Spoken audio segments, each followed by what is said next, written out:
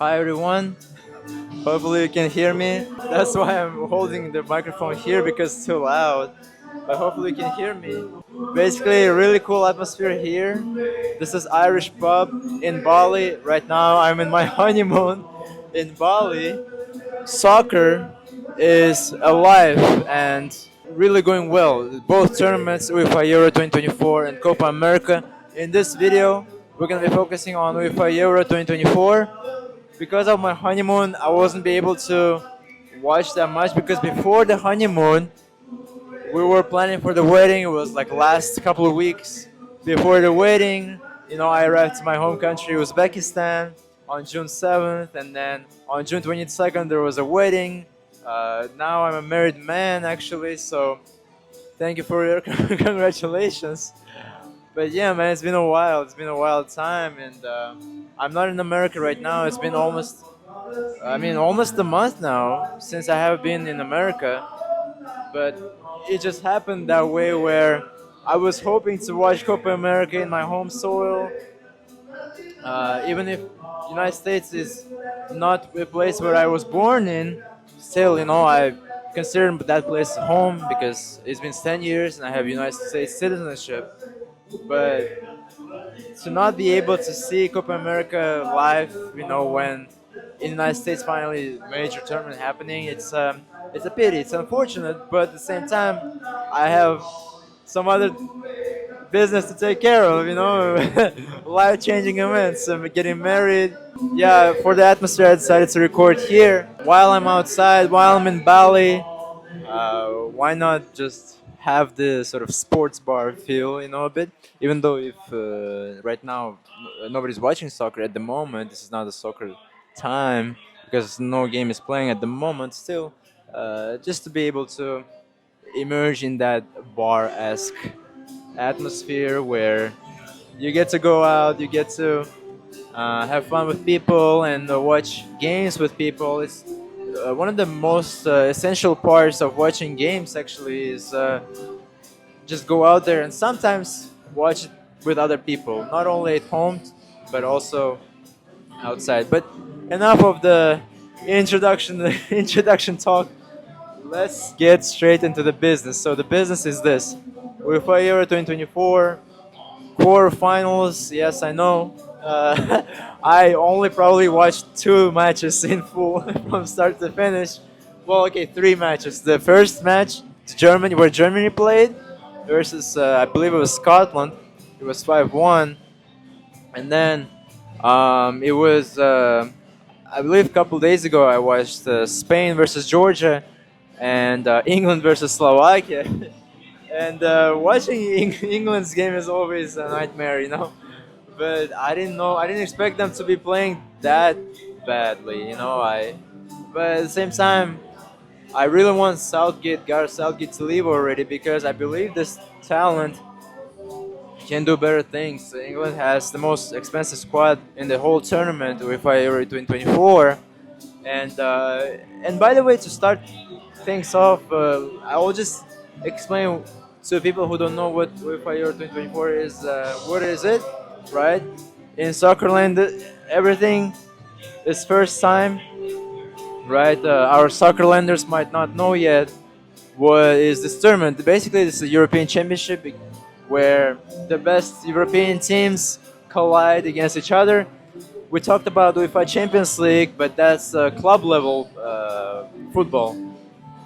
Here, actual countries, actual nations, actual national squads, they collide against each other in one tournament, one big tournament, and it's always entertaining to watch. It's a special time for nations, especially for smaller nations that might not always compete on that level, but to see their nation competing against the best is always such a privilege and such a fun time, such exciting time. And for example, we've seen Albania. For example, Albania, I believe it was their first time ever being in this championship. And Albania, they played against Spain, against Italy, against Croatia.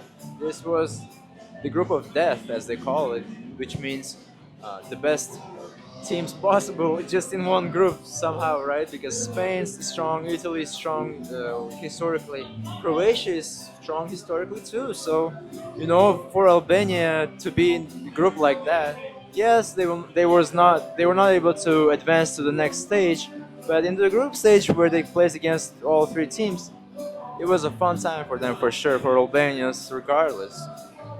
Uh, what about Turkey? Yeah, Turkey is not a bad team, and there were times where they were good, actually good in European stage. For example, in 2008, Turkey was in semi-final of this tournament, and at that time the format was different because at that time there was only group stage, quarterfinal, semi-final, and final, just like it is right now in Copa America. But this is not a video about Copa America right now. Right now, in the European Championship, you have group stage, but then you also have round of 16, and then you have quarterfinals, and then you have semifinals, and then finals. So that's how the structure works. And on your screen, we see how the tournament progressed. Round of 16 already done. At the time I'm recording this video, round of 16 is already done. Okay, yeah, it became more silent, so I can talk more calmly. And I realized with the microphone, I can speak calmly even if they are playing over there.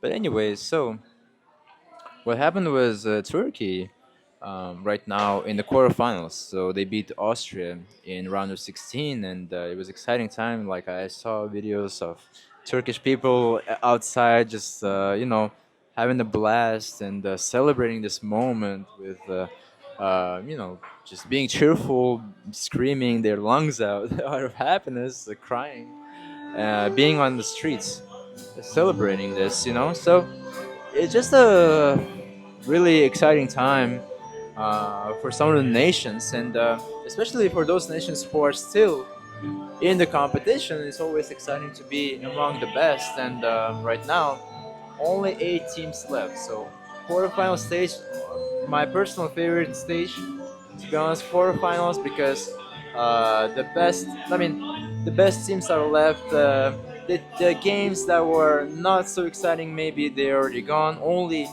the best of the best games are left. The best of the best teams.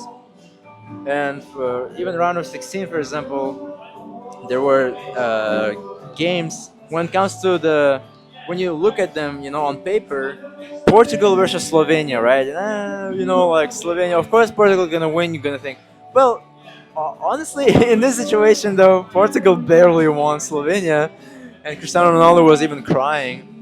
But on that pitch, to be honest, I don't really know why he was crying. I think I should have watched the match to feel it, to understand what was happening. But I heard it was really, really difficult for Portugal to beat, and miraculously they won Slovenia. And Slovenia, I mean, they have one of the best goalkeepers out there. But other than that, I mean, nobody would think Slovenia would be a big threat for Portugal, and here we are. But there were still games like Romania versus Netherlands, like in round of 16, not so appealing. So quarterfinals for me is the best time for real.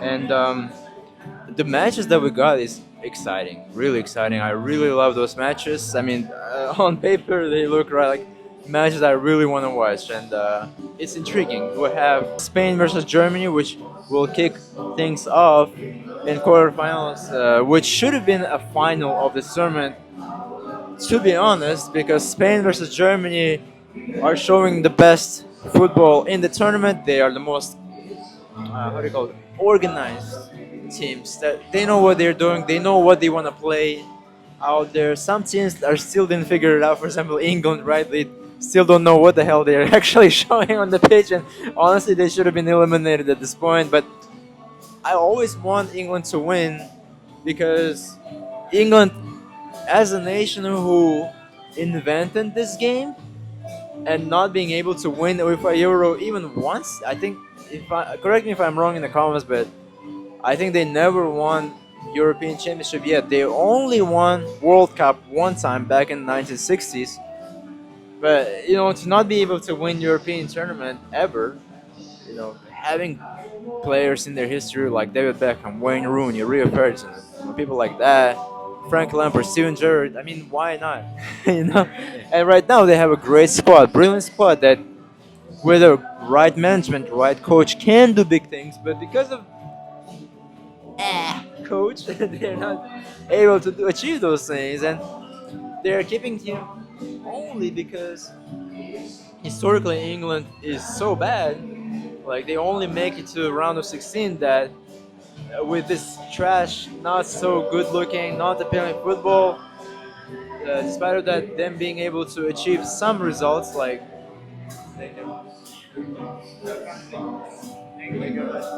I received a drink.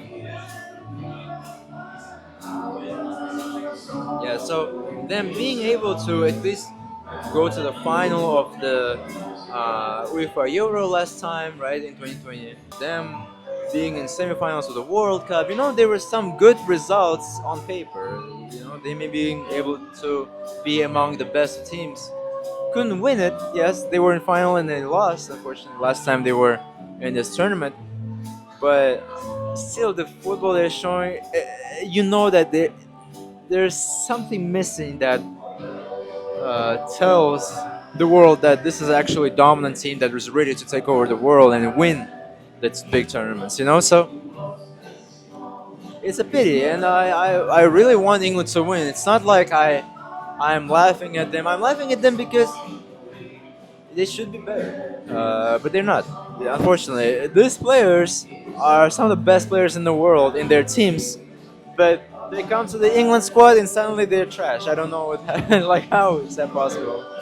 The England jersey is cursed, and the England jersey makes England players worry too much. And with the wrong coach, good thing Lionel Messi in Argentina found a good coach before Lionel Messi retired, so that he was able to finally win Copa America and World Cup. But Copa America talk is in the next video. Maybe it's already available here somewhere if I link it. But yes, guys, we have Spain and Germany. I support Spain and I like Germany now too, to be honest, because back in the day in 2000s when I started watching football in 2008, and at the time UEFA Euro was my first major tournament, and because of this tournament actually, I started to be interested in soccer in the first place. UEFA Euro 2008, it was a blast time. It was a blast, and soccer and Spain won the whole thing. I was happy for Spain at the time, and they had a brilliant squad of players and golden generation. To be fair, Spain, I really love Spain, and in 2010 and 2012 they were in one World Cup and another European Championship, and then you thought, okay, well, what's next? But then their hegemony stopped, and they were kind of gone for like 12 years. After their triumph, they were a very boring team, and I didn't want to even support Spain at that point because we wanted already somebody else to win and somebody else to emerge on that European stage and in the world stage, and then Germany emerged, right? And because Germany was the second best team in Europe in that era, and so now it's kind of coming back together where Spain and Germany again are the best in European soil. Now they're clashing against each other. And if at that time I was considering Germany as a team that I don't like, I really want to, I didn't really like them, to be honest. I was hating on them when they won in 2014 because I wanted Argentina to win at the time. Germany versus Argentina, if you remember, 2014 final, and then I wanted Lionel Messi to become world champion. It didn't happen, but gladly, in history, it all folded, it all landed well, like dominoes landed well together once Lionel Messi was finally able to achieve that. And now I'm not mad at Germany, I'm not mad at anything. And with nostalgia factor is telling me the Inside Out 2, by the way, if you watch Inside Out 2, the grandma has nostalgia. My granddad, Bob, is telling me, hey, like, Germany, you didn't like them at the time, but nostalgia hits and now kind of like them. And especially the players they have now, is they're very talented. I like those players. I like the squad more than the one they had back in 2008, 2010, 2012, even if, those players. Yeah, I mean, right now you can think of them with nostalgia: Müller, Klose, Mario Gomez, Manuel Neuer. But right now, like Havertz, people like that, Wirtz, and Tony Kroos, who came back right to the squad, and Musiala. Those players. It looks sharp. It looks nice. Like nice team, mix of young and elder players. I like this team, and it's a pity. It's a pity that they already are meeting themselves in the quarterfinal because that such a would have been nice, nostalgic European final, like in 2008. But anyhow, I feel like Spain would be victorious. I feel like Spain will win Germany because I don't know. It's just Spain still feels a bit more convincing than Germany. Spain is able to win everything with such an ease. Spain is very strong. Look, they look stronger than Germany right now when it comes to their opponents. And Germany didn't have stronger opponents. Spain had stronger opponents. They were in the group of death, not Germany, and they were still able to win in a convincing ways against everybody. So I feel like Spain got it. I feel like Spain's gonna win this one. It's unfortunate, by the way, that Germany's gonna be eliminated. Like I said, especially this tournament being in Germany, it's unfortunate. It's unfortunate, but what are you gonna do? It's unfortunate for German people who are not gonna be as excited anymore on the streets of this tournament. On the streets of Germany, there will be less excitement because now German people won't be that excited anymore to walk around, to hang out with the tourists and all that. But what are you gonna do? I'm honestly betting on Spain winning the whole thing. If you're interested, I didn't put an actual bet, but my prediction is that Spain's gonna win this tournament, and I would be happy. Actually, in the beginning of the tournament, when I have no idea who is gonna be strong, who's not. I mean, everybody was thinking that France got it. France is the strongest, but France cannot show good football right now for some reason. They have though. This squad has the most experience though, so it's still gonna be difficult to eliminate them, in my opinion. But I feel like if Spain and France will collide in final, or I might not know the whole. Oh no, they will. They will collide, right? Yeah, France should collide. When it comes to the tournament bracket, isn't it that France is on the other side of it? I'll double check right now. But moving on to the different pair, France versus Portugal. This is freaking exciting, in my opinion, as well, because we have Kylian Mbappe versus Cristiano Ronaldo. We had Kylian Mbappe versus Lionel Messi in the final of World Cup. Now we're gonna have this. But at that time, the teams were equal, and Lionel Messi versus Kylian Mbappe were kind of equal in their strength because Lionel Messi, yes, he was older already. He was at that time he was already a veteran, but still he got it. He had that strength. He had the ability to play on the highest level. Cristiano Ronaldo at this point in time, he's already 40 years old almost, and it's just not the same aura. It's not the same Cristiano Ronaldo that we know and love, and so I fear of that story of Cars 3 where Lightning McQueen had to come to terms that younger cars are just better cars now than him. He was, back in the day, he was that hot attraction. Now younger guys are hotter attraction. Now with Cristiano Ronaldo, him being Lightning McQueen, and then he also in the red jersey, by the way, just like Lightning McQueen, but versus Kylian Mbappe, who is that young, one of the best players in the world right now. And so I fear that we can have that story where Cristiano Ronaldo, just like in 2022 World Cup, realizes that, oh my God, like my time has passed. And in 2022 we already kind of have realized, oh wow, this era is ended. Cristiano Ronaldo it was it was heartbreaking to watch him, like, crying and like walking away.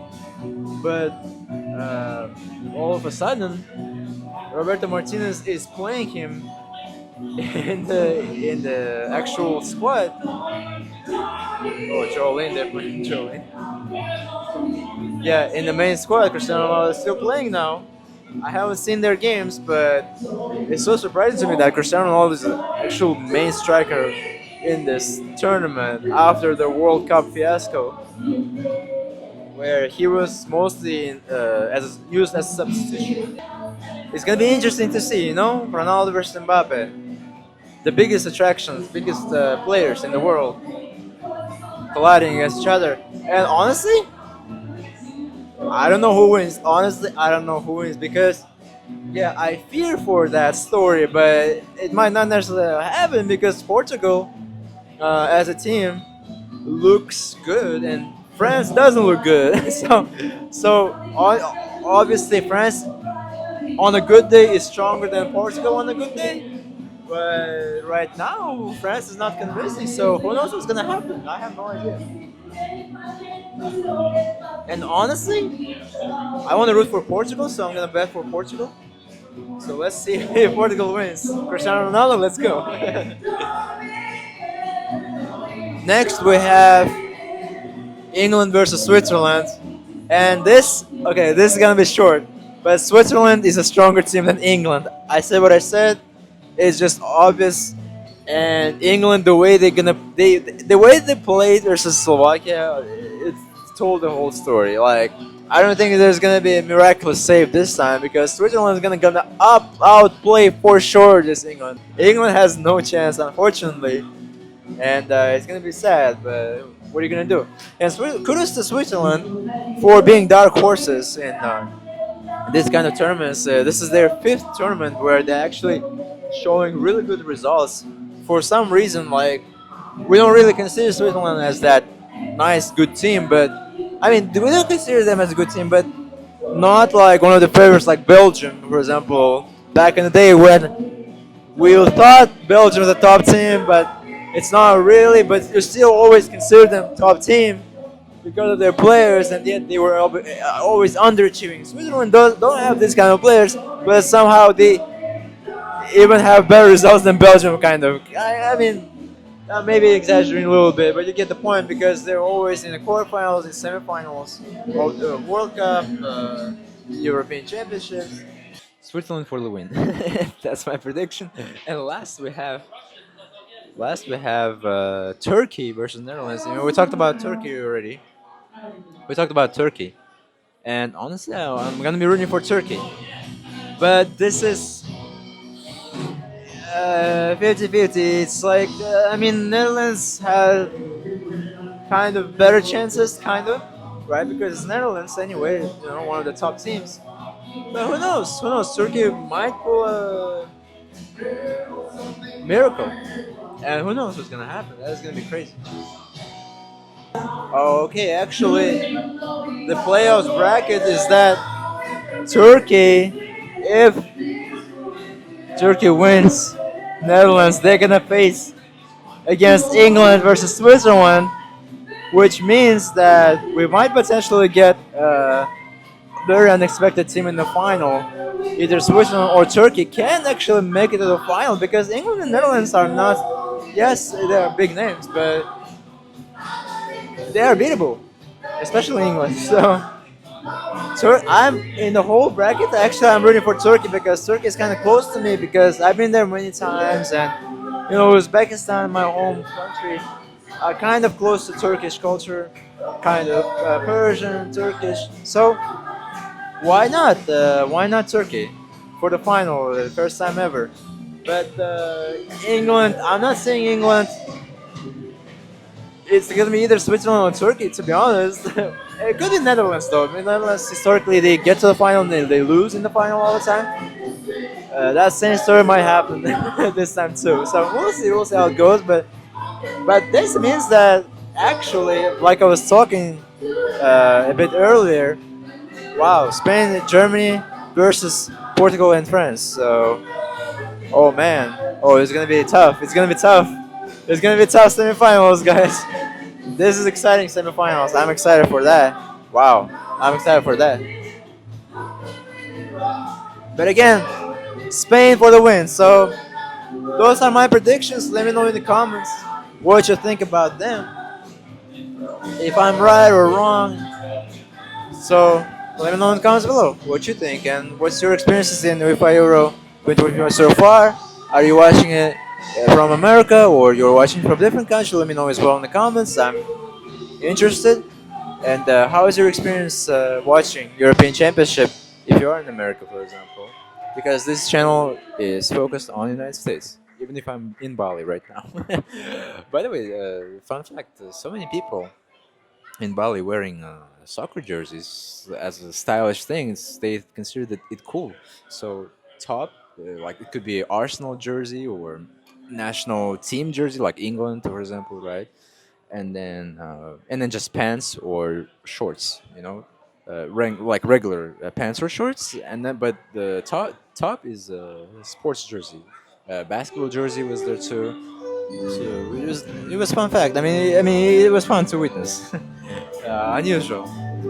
But yeah, thank you so much for watching this video. I appreciate you tuned in, and I'll see you guys in the next one. We're gonna talk about semifinals. Hopefully, uh, I hope that I'll be able to come here and again and record a video on semifinals. If not, we're gonna record on video on final. Okay, prediction to the final. But I'll see you guys in the next videos. Cheers for great summer, guys. Thank you. Bye bye.